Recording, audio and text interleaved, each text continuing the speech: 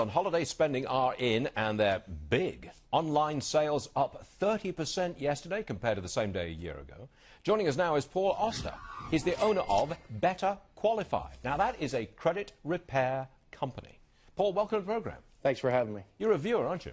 I am. So you know what to expect? I do. Okay, this is combat That's why I'm television. sweating. Okay. I put it to you, you do credit repair for individuals and for companies. Yes. It's in your interest for people to go deep into debt and to need credit repair. You are cheering on this consumer society. You are cheering on Black Friday selling and buying when people can't afford to buy, aren't you?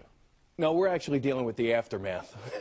Yeah, so exactly. we don't cheer people on. But you want that aftermath. No, we don't. The reason why I'm on the show and the reason why I recently spoke down in Washington, D.C. at a government affairs conference is to change the system. What system? The credit bureaus and the credit reporting system. What's wrong with it? Everything is wrong with it. Well, wait, From the ground up. But that's all you've got. You've got three companies, right? Exactly. What's wrong with them? Well, they are for-profit companies. They are not government agencies. And you're not? I am. But I also don't control the lives of 300 million people. So you have three repositories that collect the data on all of us as consumers. Then you have a separate company, the Fair Isaac Corporation, that generates our credit scores.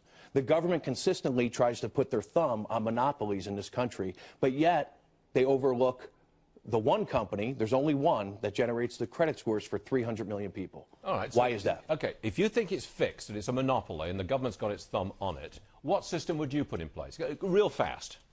I would probably follow the guidelines of the Consumer Financial Protection Bureau. And what they're doing is they're going to try and come up with a better system. I'm the first person to agree that we need a tool to measure 300 million people. And right now, it's credit scores and credit bureaus. Okay, if you had a better system to measure the credit worthiness of 300 million Americans, if you had the kind of system that you want, would it show those 300 million Americans are in better shape credit-wise or worse shape credit-wise? What do you think?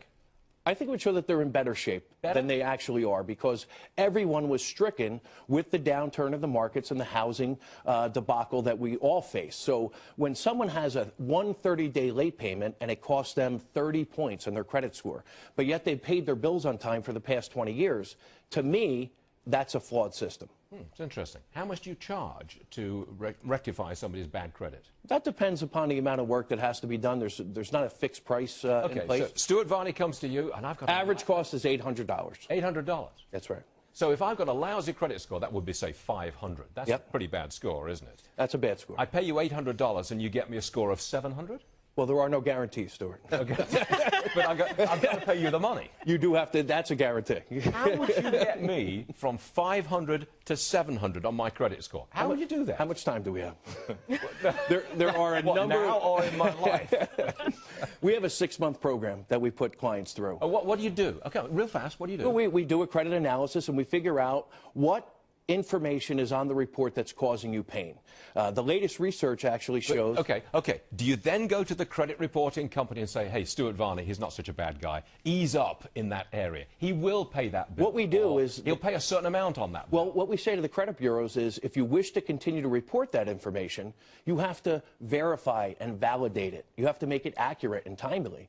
And unfortunately, the credit bureaus, quite frankly, do a terrible job of that. Okay, look, I haven't paid my bills, right? I've got a lousy credit score of 500. I just have not paid. I'm in debt up to my eyeballs. You can't fix that, can you? No, I can't. For $800, you can't. Can you fix it for $8,000? No, not for $80,000. We would refer you to either a bankruptcy attorney or a credit counseling service.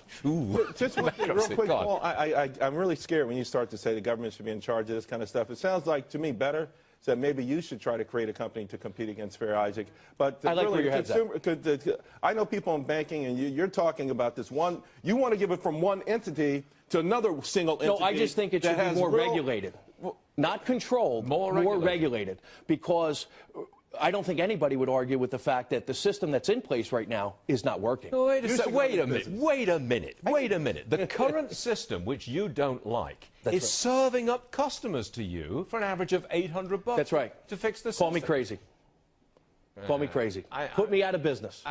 I'm worried about a man who wants to fix a system which is supplying customers to him. Some people call me crazy, but that's the reality of the situation.